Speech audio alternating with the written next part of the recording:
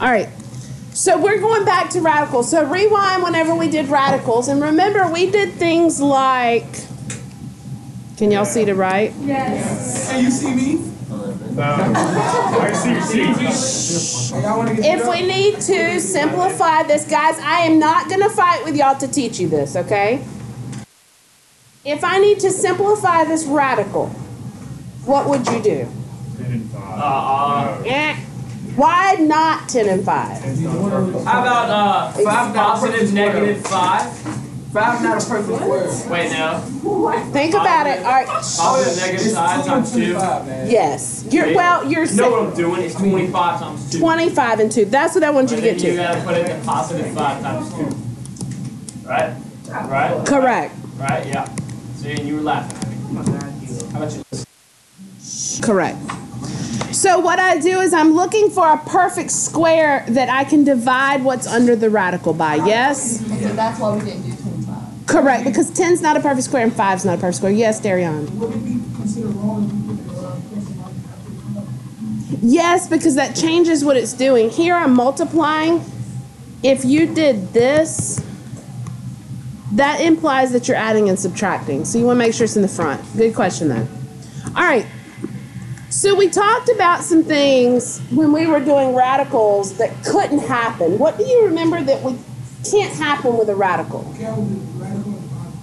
Can't have a radical in the bottom of a fraction. What else can't happen? Think hard. I know y'all know this, so I'm not going to tell you. Okay, think a little bit. What? Okay, when you look at the square root of something. Negative. Yes. Why, Gil? Why? Can't have negative under it. Why? Why can't I do this? we never found out the root of that. Can't do that. That's just not. But why? We talked about why. Square to that. You can't, when you multiply something by itself, right? 2 negatives make a positive, and 2 positives make a positive. All right, so here's what we're going to talk about today. If I do have a negative under the square root, what I can do is I can let some variable, and I'm going to call it I, represent the square root of -1. Okay? Yeah. So now when I see a square root with a negative, so, no, you got to use, it's imaginary. The I, no, it's not. Everybody always goes, oh my gosh, this is going to be so hard, and then you see what it is, and it's really not. Is that about the last thing, but then again, I failed the test. All right, when you see the I, okay, with either a coefficient on it or not, that is an imaginary number.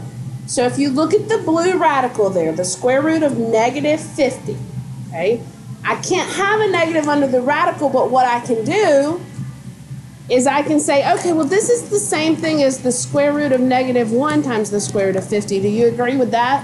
Yeah. Sure. And the square root of -1 is I. And 25, you know. Now I can break it down like I did before. That's right. So I've got plus or minus 5i times the square root of 2. This is an imaginary number now. Wait, So you put the. Okay. I skipped a step because over here, Why can't the. what? Because if you're putting on the outside. Oh, boy, I can't see you. general math manners Wait, but is that the variable follows the whole number. Hold on. 5 and 2. You're going to write that down. So I always put the on the This outside. isn't Where you get 5 from? God! Not even close. Coming in. Not even close. Here's what I want you to do this one. Simplify that radical. Shh, guys, if you're talking, stop. Simplify the radical.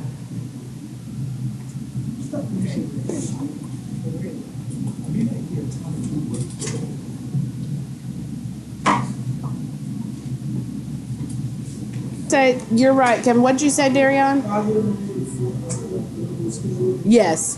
All right, so the first thing I do when I see these is anytime I see a negative under the radical, I go ahead and replace it, and I say, I know that I'm going to take that out and replace it with the I in the front. That's always my first step, okay, because I know I can't have a negative under a radical, okay?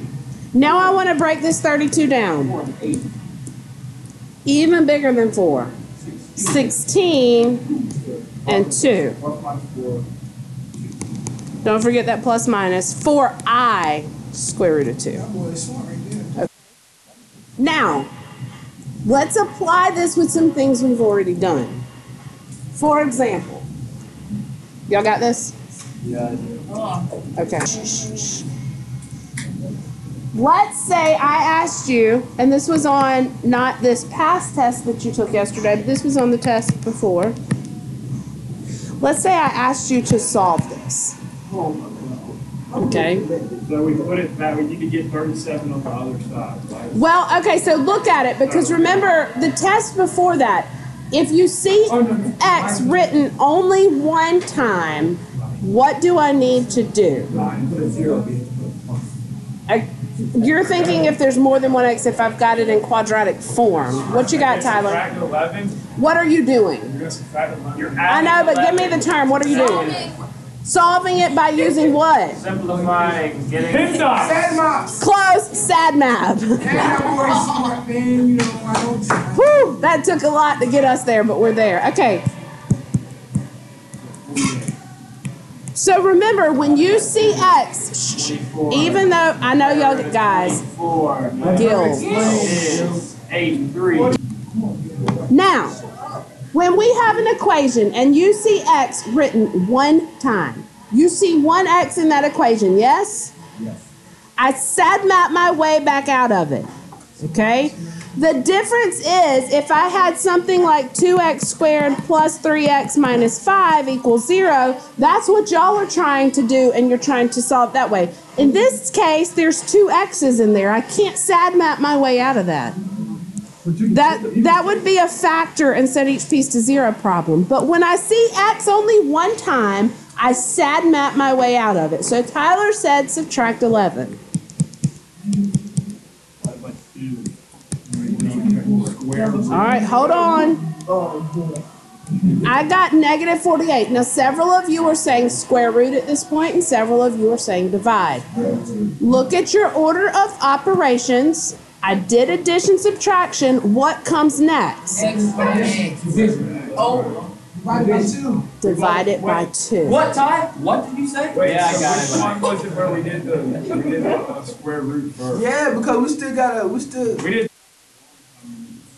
We did that. If it looks like this, No, you gotta have a square root 2. the final number. if it looks like that, I would do the square root first because parentheses are last.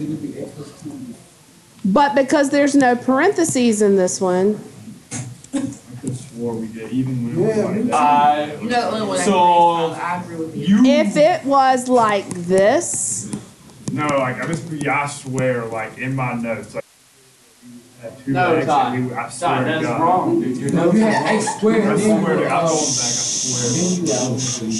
swear. Oh, you divide by 2, right? And then you got Negative 24. And then you square root on both sides. With the square root. and here's where the new stuff comes in. It's not, the process is not new. The new thing is there's a negative under the radical. Exactly. So the first thing I'm going to do is take that I out because I can't have a negative under the radical. So the next thing I want to do, Negative 2 times 6.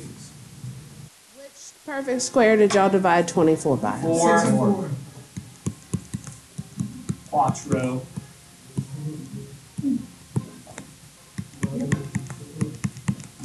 Two I squared is 6. Does that make sense to everybody? There's not a new concept here other than the negative being under the radical. You're not lying. The thing that I want you to recognize is that Okay, Gil and DeAndre. Try this one on your own and see what happens. Solve it for x. Simplify your answer. Don't blurt out the answer when you get it. That's okay.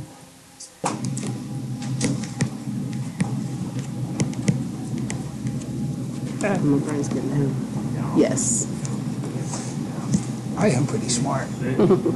All right, remember I'm sad mapping this because I only see x written one time.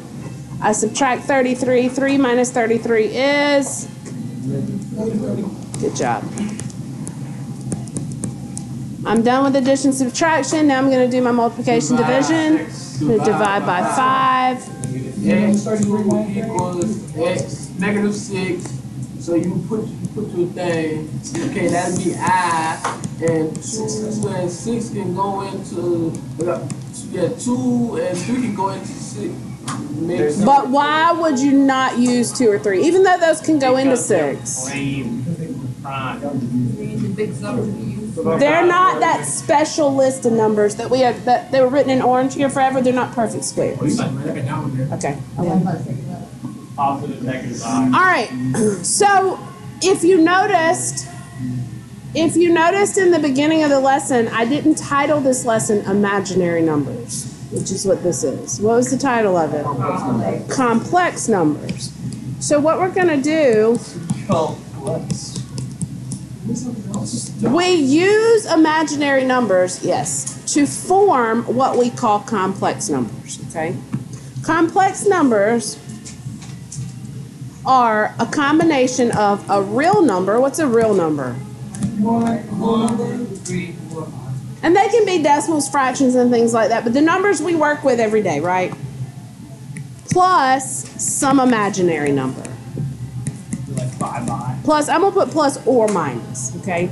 So complex numbers are called complex because they have two parts to them. They have a real part and an imaginary part, okay? If they don't have this real part, then they're just imaginary numbers, okay? So things like 5 plus 2i, complex. 7 minus 6i, complex. Do you see where we're going with this? Really easy, okay? So what we're going to do is we're going to use these complex numbers and we're going to talk about how we add, subtract, and multiply complex numbers, okay? We'll do dividing tomorrow. Do what? You're right there. You actually combine the i's also. We're just going to treat the I like any other variable. If it was a variable x, what would you do? We're going to do the same thing for this I. No, well, not solving right now. Let me show you what I'm talking about. Let's talk about addition first.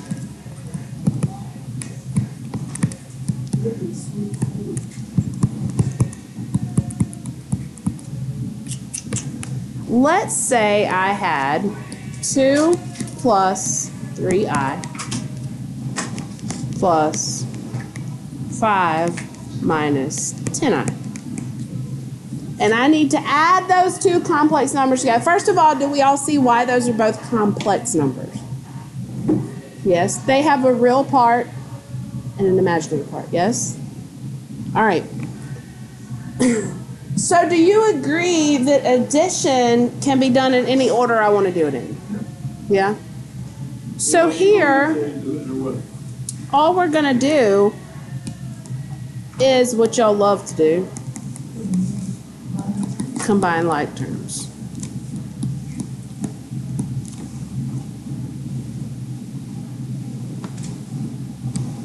So I have a 2.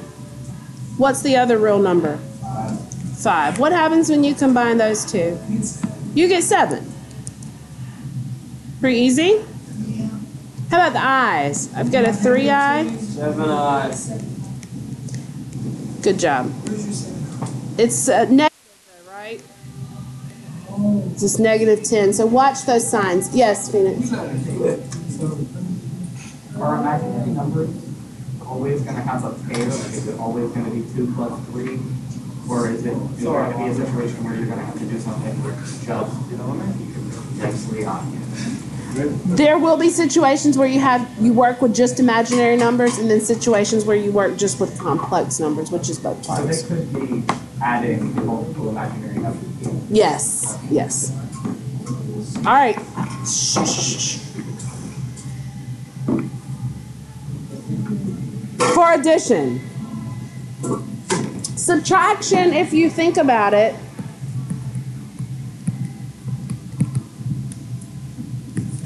I put C numbers. It's the same thing, but this time, if I've got, let's say I've got 6 minus 2i minus 8 minus 4i. Okay? This time, understand what I'm doing. I'm not just subtracting the first number, I'm subtracting everything that follows the minus sign, okay?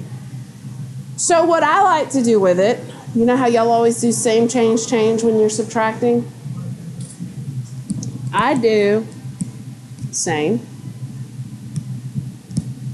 change, so I'm gonna change this one, and then I change everything in parentheses after that.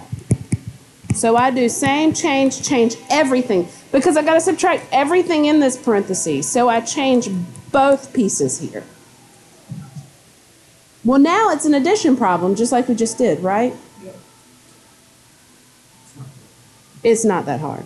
We hadn't got to the multiplication. That's the, okay? The 6 and the negative 8, negative 2.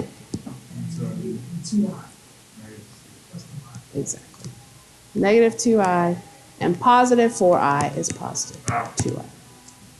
And 4 is not negative?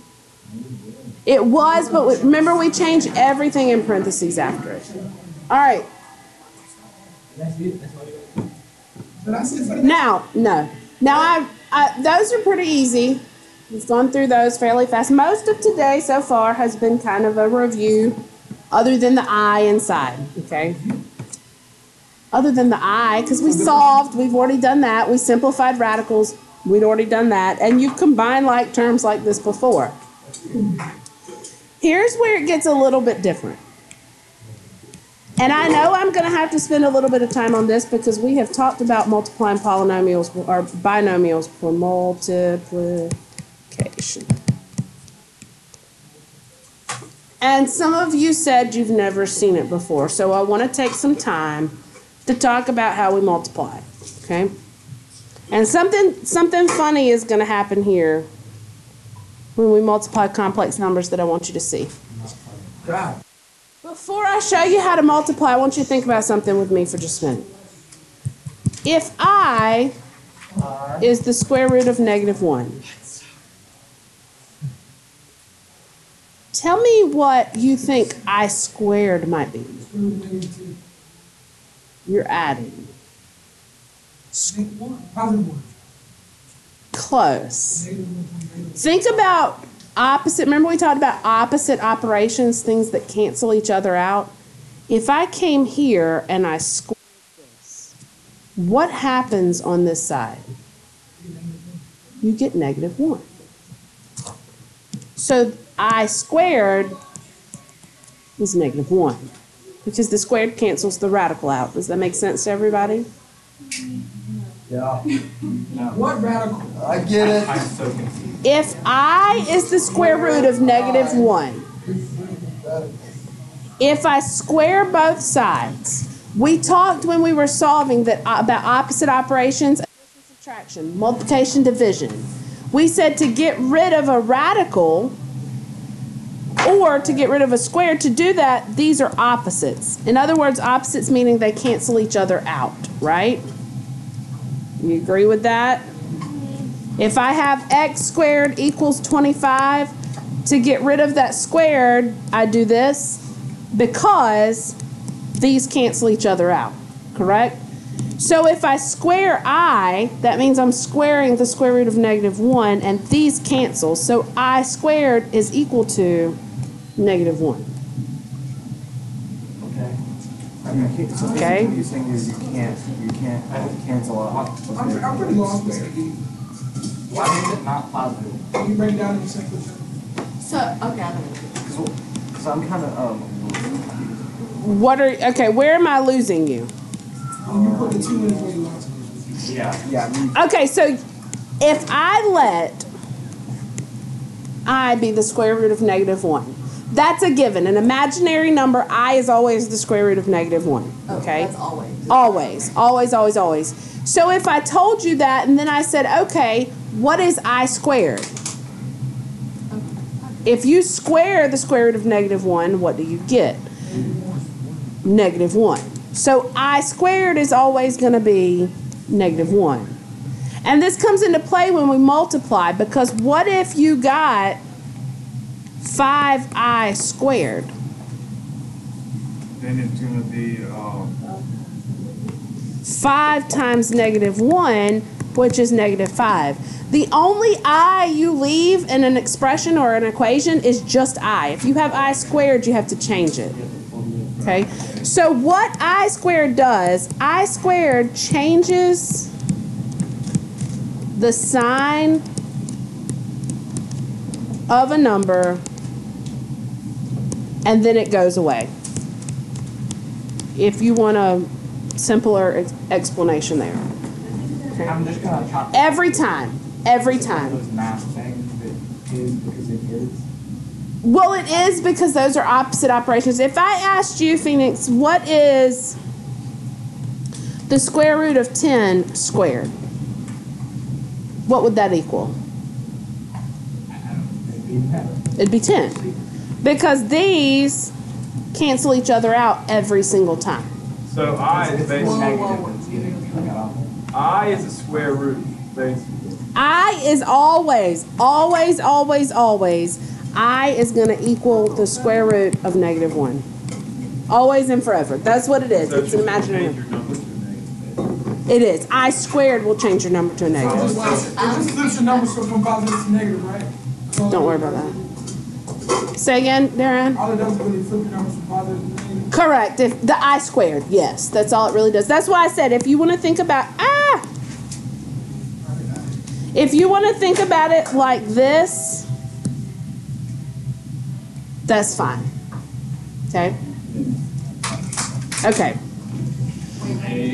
Okay, tell me when you guys start out easy and we'll work our way a little bit harder, okay? First thing, let's multiply an imaginary number. Caroline, give me an imaginary number. 7. Caroline. 7i. Luther, give me a complex number. 2 parts, a real part and an imaginary part. I in there.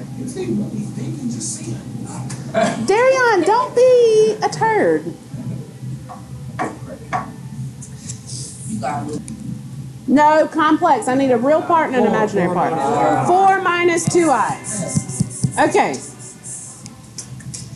When I multiply something like this, what do you have to do? Do it to both. That's called distributing, right? All right, so watch what happens. I told you we're going to start easy. So multiply the numbers in front, right? Darion said that's 28i, and he's right. Squared. So watch what I have. Negative 14i squared. Now, we just talked about I squared. Yes, that's exactly what we're going to do. If I look at this, there's an I squared hooked to it. Anytime I squared is hooked to a number, I'm going to drop the I squared and change the sign of the number. Right, DeAndre? Yeah. Okay. Now, complex numbers, you always want to write them in the right order. You want the imaginary part last. Okay. So I'm just going to flip this around to 14 plus 28i. Does that make sense to everybody? Am I one of DeAndre's falling asleep? You always want the positive. You always want the real number first and you want the imaginary number second. You that cold air in your body is It's your answer. Okay, one like this on your own. Tyler, give me an imaginary number. 4I. 4I. Lexi, give me a complex number.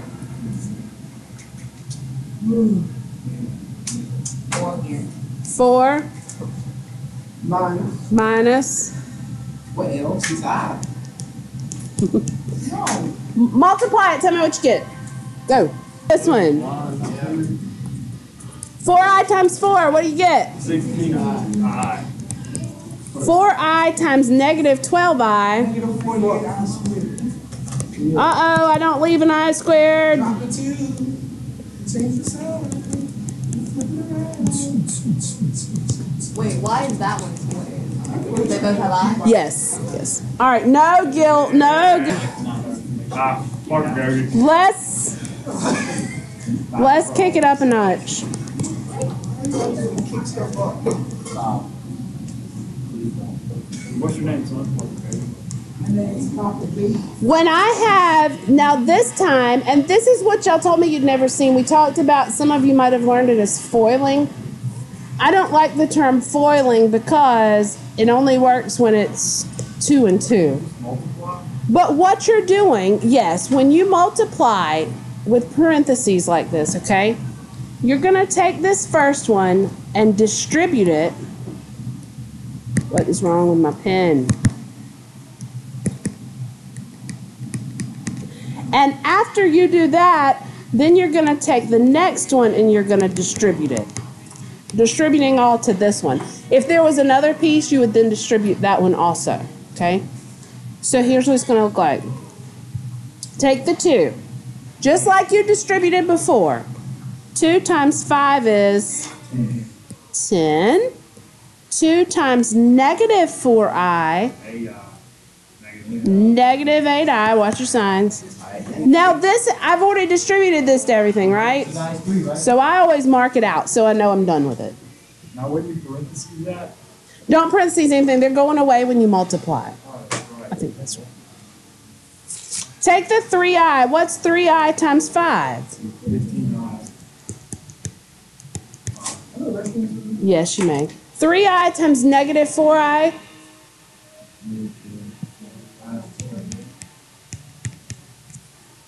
Does that make sense? Yes. So all we're going to do at this point is we're going to work our way through simplifying. And several of you have just said about changing it. I just foiled it, yes. If you learned foil, that's fine. We don't call it foil. I just distributed. Okay, now we just distribute. All right. Simplifying. First thing I'm going to do, 22. I'm going to change this, You're gonna get right? 22 and You're gonna have to. What happens to negative 12I squared? Becomes a radical. It, what? No, where did that come from? Hey, shut up. It just becomes, be nice. It just becomes positive 12. Okay? Now I can combine my like terms. And when I've got complex numbers, I want to make sure I do the whole numbers first, the real numbers first. So what is 10 plus 12? 22. Now I've got negative 8I. I'm sorry, that's how, whenever I teach Algebra 1, that's how I teach them to combine like terms. I draw different shapes around them. All right, negative 8I plus 15I is 7. Does that make sense? Yes, question. Thankfully, you have to write the real number first and then. That is standard form of a complex number. Again, that's kind of pretty math. So you don't have to. No, I'm not going to take points off if you don't know. So it's right there. Yeah. Other questions about that one? Uno mas, uno mas. Maybe. Give it all. See?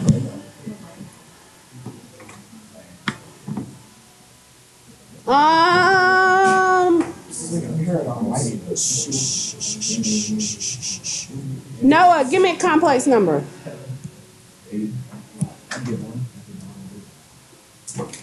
Keep going.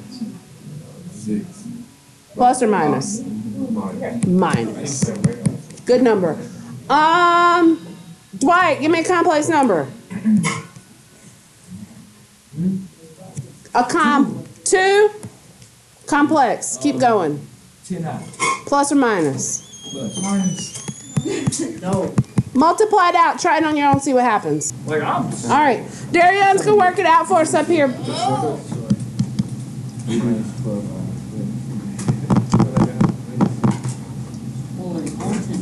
Yeah, speak while you're doing it. Yeah, there you go. 8 times 2 equals what, Caroline? What does 8 times 2 equal? So what is 6 times? Negative 6 times 27. Wait, did you reverse it? Because you Why had isn't supposed it to. 8? He's going in a different order. Shh. He's going in a different order than what I went in. Oh, then you take him down. I'll do it. You're fired. I'll do it. I got it. I'm confused. Pause this thing so we don't have all this on. Okay, go. Hurry up. What's Go 8 ahead. times 10? 80. Alright. Y'all's is gonna be in a different order if you did it like I did it. Yeah, it is. What's Okay. 6 times 10? 9. 60 I squared. Negative 60I squared. Dang. How about a sharp video? Cancel that out. What's 80 minus 12? What is this? He's combining like terms. He's combining like terms. Shh, shh, shh. And 60 plus 16. Just be safe. 76. So the question is, did you get that? That's not nice. They call me stupid. You're not stupid.